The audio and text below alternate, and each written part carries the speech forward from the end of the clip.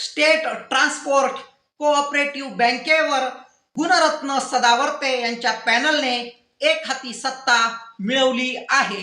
25 वर्षापासून या बँकेवर शरद पवार यांच्या पॅनलची सत्ता होती, परंतु पवारांचा धुव्वा उडवत गुणरत्न सदावर्ते यांनी कसा काय एक हाती विजय मिळवला, त्याला कारण काय आहेत, नेमकं जुन्या जाणत्या लोकांना बाजूला सारत गुणरत्न सदावर्ते यांनाच का निवडण्यात आलं, याच विषयावर आपण सखोलमध्ये चर्चा करणार आहोत. नमस्कार, मी रविराज आणि तुम्ही बघताय आपल्या हक्काचे बोला तात्या. गुणरत्न सदावर्ते यांचा कधी आपण विचार केला तर एक नामवंत वकील म्हणून सदावर्ते यांची ख्याती आहे. मराठा आरक्षणाला विरोध करण्याचं काम देखील गुणरत्न सदावर्ते यांनी उघड केलंच होतं. पण ज्यावेळी एसटी कर्मचाऱ्यांच्या संपाला लीड करण्याची गरज होती तेव्हा सदावर्ते समोर आले आणि याच सदावर्तेंनी एक मराठा लाख मराठा अशी घोषणा देखील केलीच होती. तर सदावर्ते यांच्या पॅनलने एसटी बँकेवर 19 पैकी संपूर्ण 19 जागा जिंकण्याची किमया साधली आहे. त्यांना प्रमुख विरोध होता शरद पवार यांचं समर्थन असलेल्या पॅनलचा. त्याचबरोबर भाजपाचे नेते गोपीचंद पडळकर यांनी देखील आपलं पॅनल उभं केलंच होतं. तर एकूण 7 पॅनल निवडणुकीच्या रिंगणात होते. ही निवडणूक 2020-21 साली होणंच अपेक्षित होतं, पण कोरोना आल्यामुळे ही निवडणूक 2023 मध्ये पार पडली. निवडणुकीमध्ये एसटी कष्टकरी जनसंघ पॅनलचा विजय झालेला आहे.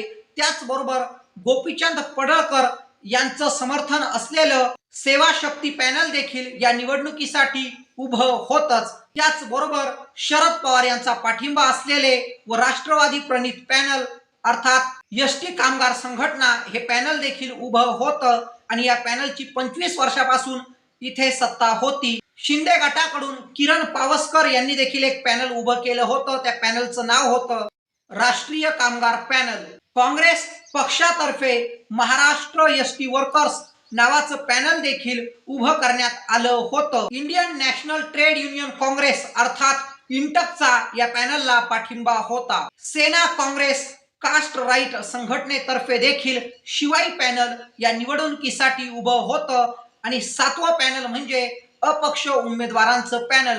तर अशा एकूण 7 पॅनल पैकी गुणरत्न सदावर्ते यांचाच का विजय झालेला आहे, एवढे मातब्बर लोक समोर असून देखील गुणरत्न सदावर्ते यांचा विजय म्हणजे काहीतरी विशेष सदावर्ते यांनी केलेलं आहे, याचीच ही पोच पावती असेलच. एसटी बँक बद्दल आता आपण माहिती घेणार आहोत. तर एसटी बँक अर्थात या बँकेचं संपूर्ण नाव आहे state transport cooperative bank limited.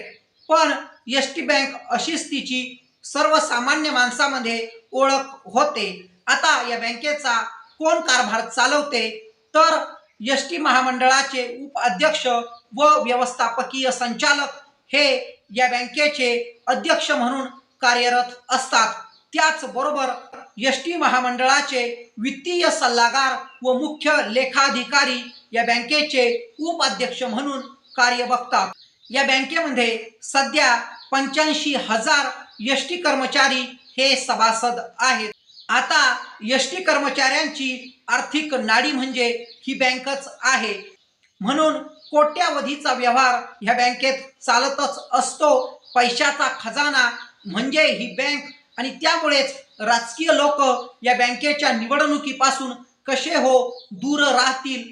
त्यामुळेच जेव्हा एसटी कर्मचाऱ्यांना व्याज घ्यायचं असतं किंवा एसटी कर्मचाऱ्यांना आपले पैसे टाकायचे असतात ते ह्या बँकेमध्ये टाकतच असतात. भाग भांडवल असो, कर्ज घेणं असो, अशा अनेक रीत्या एसटी कर्मचाऱ्यांची आर्थिक उलाढाल ह्या बँकेतूनच चालते. विशेष म्हणजे इतर बँकेपेक्षा इथे व्याजदर एसटी कर्मचाऱ्यांसाठी कमी असतो आणि म्हणूनच एसटी कर्मचारी भरभरून या बँकेमध्ये आपलं अकाउंट ओपनच करत असतात. 2016 साली युतीचं सरकार महाराष्ट्रात होतं आणि शिवसेनेचे नेते दिवाकर रावते हे परिवहन मंत्री होते तेव्हा 1 रुपीज फंड कन्सेप्ट अर्थात एका तिकिटावर 1 रुपया एसटी बँकेमध्ये जमा करायचा, या बदल्यात कर्मचाऱ्यांना चांगलं व्याजदर देखील बँक देत असे आणि म्हणून 8% व्याजदर कर्मचाऱ्यांना मिळत असल्यामुळे मोठ्या प्रमाणात त्यांनी बँकेमध्ये गुंतवणूक देखील सुरू केली होती. आता या बँकेची विशेषता सांगायची झाल्यास मुदत ठेवीबाबत इतर कोऑपरेटिव्ह बँक ज्यावेळेस आपण बघतो तर त्या स्वतःकडे 8 ते 8.5% नफा ठेवतच असतात, मात्र एसटी बँक स्वतःकडे 3 ते 3.5% नफाच ठेवते आणि यामुळेच एसटी कर्मचाऱ्यांना कमी व्याजदरामध्ये कर्ज प्राप्त होतच आणि त्यामुळेच एसटी कर्मचारी मोठ्या प्रमाणात या बँकेमध्ये उलाढाल करतच असतात. तर या बँकेचे एसटी कर्मचाऱ्यांसाठी काय फायदे आहेत व काय सुविधा ही बँक पुरवते? कमी व्याजदराने एसटी कर्मचारी इथूनच का कर्ज घेतात? तर त्याला ही कारणं आहेत. 10 लाख कर्ज एका अर्जाने प्राप्त होते. रक्कम ही कर्मचारी वेतनातून कपात होते. आधी व्याजदर 13%, मग नंतर 12% व त्यानंतर 11.5% असा झाला. कर्जावर 1 लाखाचे विमा संरक्षण दिले जाते. 480 कोटी रुपयापर्यंत गुंतवणूक, 140 कोटी पर्यंत राखीव निधी व 1600 कोटीचे कर्ज वाटप, त्याचबरोबर 2500 कोटीचे खेळते भांडवल बँकेकडे आहे. त्यामुळे ही बँक काही साधी सुधी नाही. आर्थिकरित्या पैसा या बँकेमध्ये खेळतच राहतो आणि त्यामुळेच राजकीय पुढाऱ्यांचं व राजकीय पक्षाचं या बँकेवर लक्ष कसं जाणार नाही याचा आता तुम्ही विचार केलाच पाहिजे, कारण की जिथे पैसा तिथे राजकीय मंडळी हजर असतातच. ज्यावेळी काँग्रेसचं शासन महाराष्ट्रात होतं त्यावेळी काँग्रेसचीच बऱ्याच काळ या बँकेवर सत्ता होती. मागील 25 वर्षापासून या बँकेवर शरद पवार यांच्या राष्ट्रवादी काँग्रेस पक्षाचं जे प्रणित पॅनल आहे त्याची सत्ता होती. पण आता ही सत्ता केंद्र बाजूला करत गुणरत्न सदावर्ते यांनी मजबूतरित्या ही लढाई जिंकली आहे. आता सदावर्ते यांच्या विजयाचे नेमके कारण काय आहेत आणि मोठ्या मोठ्या मातब्बर नेत्यांना धूळ चारत गुणरत्न सदावर्ते यांनी आपला झेंडा कसा या बँकेवर फडकवला ते पाहूयात. एक गोष्ट तुमच्या लक्षात आणून देतो, सदावर्ते यांनी जे पॅनल उभं केलं होतं त्या पॅनलच्या नावामध्ये जनसंघ हा शब्द देखील होताच. म्हणजे सदावर्ते हे कुणाचं पिल्लू आहे आता ते तुम्ही गृहीत धरूनच चाला आणि जाणकार माणसाला शब्दावरून सगळं काही समजतच असतं. पण प्रश्न हाच येतो की नेमकं एवढ्या मोठ्या मातब्बर नेत्यांचा पराभव करत नवीन असलेल्या सदावर्तेंचा विजय कसा काय झाला? तर आपल्याला त्यासाठी मागील काही वर्षांचा इतिहास एसटी कर्मचाऱ्यांचा बघावाच लागेल. तारीख होती 28 ऑक्टोबर 2021 आणि तेव्हा एसटी कर्मचाऱ्यांचा आझाद मैदानावर संप चालू होता. या संपाचं नेतृत्व करण्यासाठी 2 नेते समोर आले. पहिले म्हणजे सदाभाऊ खोत आणि दुसरे म्हणजे गोपीचंद पडळकर आणि वेतनवाढ व्हावी ही मागणी त्यांनी जोरदाररित्या चालूच ठेवली. पण विलिनीकरणाची मागणी मान्य होणार नाही आणि म्हणूनच पडळकर व खोत यांनी आपला पाठिंबा मागे घेतला. मात्र वेतनवाढ ही शासनाने मान्य केली. आता विलिनीकरण का होणार नाही असा सवाल करत सदावर्ते यांनी स्वतःला समोर केलं. 25 नोव्हेंबर रोजी गुणरत्न सदावर्ते यांनी गोपीचंद पडळकर व सदाभाऊ खोत यांच्यावर जोरदार टीका केली. डंके की चोट पे विलिनीकरण करणारच असं म्हणत या संपाचं नेतृत्व गुणरत्न सदावर्ते यांनी केलं. गेल्या 8 वर्षामध्ये फक्त 300 रुपयाच पगार वाढ झाल्यामुळे कर्मचारी अगोदरच कंटाळले होते आणि त्यांच्या ह्या रोषाला मार्ग मोकळा करून देण्यासाठी गुणरत्न सदावर्ते समोरून लीड करत होते. त्यांनी कर्मचाऱ्यांच्या भावनेमध्येच हात घातला होता आणि त्यामुळेच सदावर्ते यांना मोठ्यारीत्या एसटी कर्मचाऱ्यांचा पाठिंबा मिळतच गेला. गेल्या 25 वर्षापासून एसटी डिपार्टमेंटमध्ये बोगस कारभारच चालू आहे आणि 11% आम्हाला व्याज परत करायचं होतं, पण आता एसटी बँक आमच्याकडून 13-13.5% व्याज वसुली करत आहे. काही कर्मचाऱ्यांनी तर असाही आरोप केला की 14.5% व्याज आमच्याकडून एसटी बँक घेत आहे. सदावर्तेंनी यावेळी विलिनीकरण शरद पवारांनाच नको हवं आहे असा गंभीर आरोप देखील केला.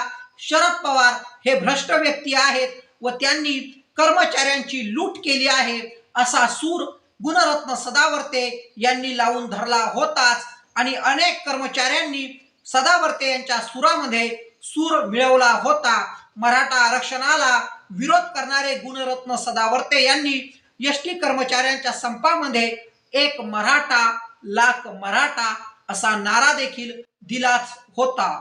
सदावर्ते यांनी गोपीचंद पडळकर, सदाभाऊ खोत यांच्यावर रोष व्यक्त केल्यानंतर एसटी कर्मचाऱ्यांचं वकीलपत्र देखील स्वतःकडे ठेवलं व त्याचबरोबर आक्रमकरित्या या संपाचं नेतृत्व देखील 5 महिने केलं आणि त्यामुळेच कर्मचारी हे गुणरत्न सदावर्ते यांच्या पाठीशी एकवटू लागले. पण खरी घटना घडली मागच्या वर्षीच्या 8 ऑक्टोबर रोजी.